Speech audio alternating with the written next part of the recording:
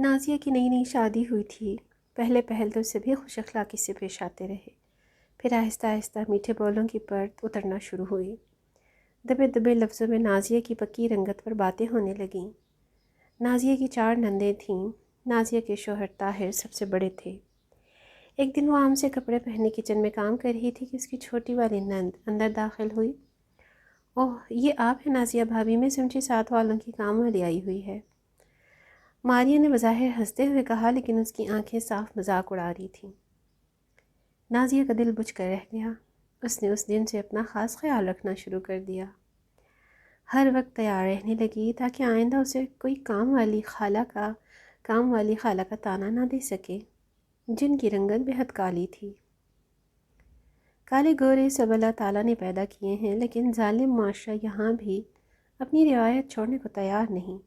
اکثر کالی رنگت رکھنے والے انسان مذاق، طعنوں اور طنز کی زد میں ہی رہتے ہیں۔ آج نازیہ اپنی بہن کے گھر جانے کے لیے تیار ہوئی۔ اس نے بادامی کڑھائی والا سرخ سوٹ پہن رکھا تھا۔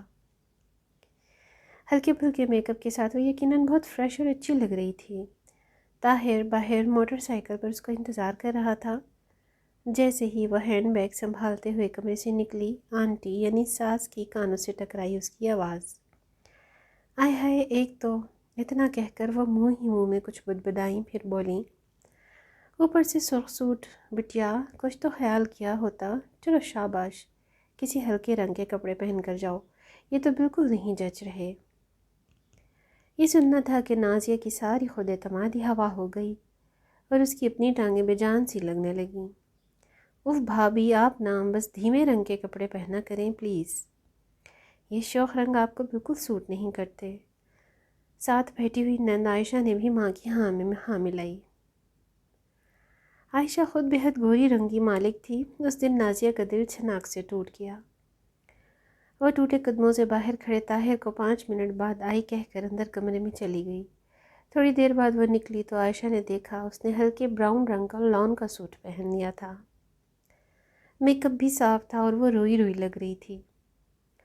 ایک لمحے کے لیے عائشہ کے دل کو کچھ ہوا، خود اس کی بھی کچھ دن بعد ہی شادی طے ہو چکی تھی۔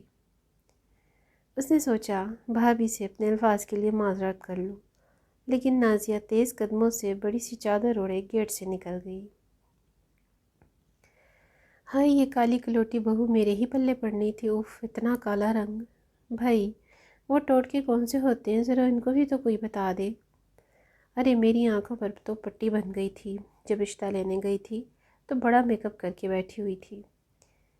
یہ تو بعد میں گھلا کہ اصل رنگت تو ایک بھی شرماتی ہے۔ نازیہ کی ساس مسلسل بولے جا رہی تھیں۔ اب تو نازیہ ان آوازوں اور طعنوں کی عادی ہو چکی تھی۔ اس دن بھی نازیہ کچن میں پیاز کاٹ رہی تھی جب اس کی ساس بولنا شروع ہو گئیں۔ دیکھ طاہر، میں تجھ سے کہتی تھی کہ یہ لڑکی تجھے خوش نہیں کر سکتی، اور دیکھ لو وہی ہوا۔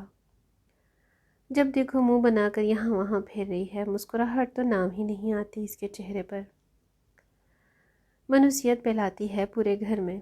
طاہر میاں مسمی سی صورت بنا کر بولے، اماں میں تو کہتا ہوں خوش رہا کرو، کس چیز کی کمی ہے تم میں؟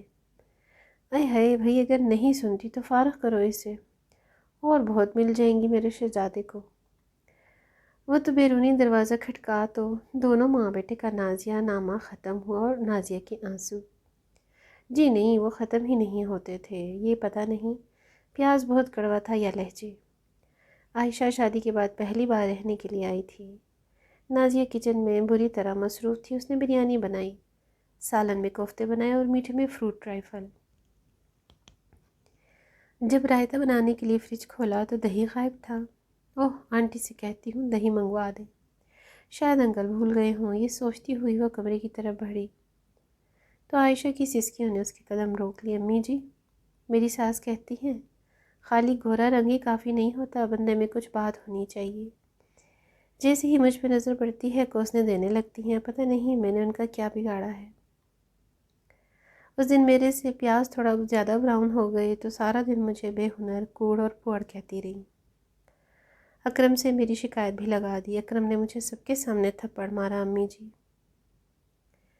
اتنا کہہ کر عائشہ پھر رونے لگی۔ باہر کھڑی نازیہ کا دل جیسے دھڑکنا بھول چکا تھا۔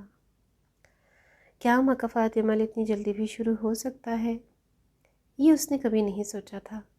اصل رنگ من کا رنگ ہوتا ہے، من کالا تو تن کالا۔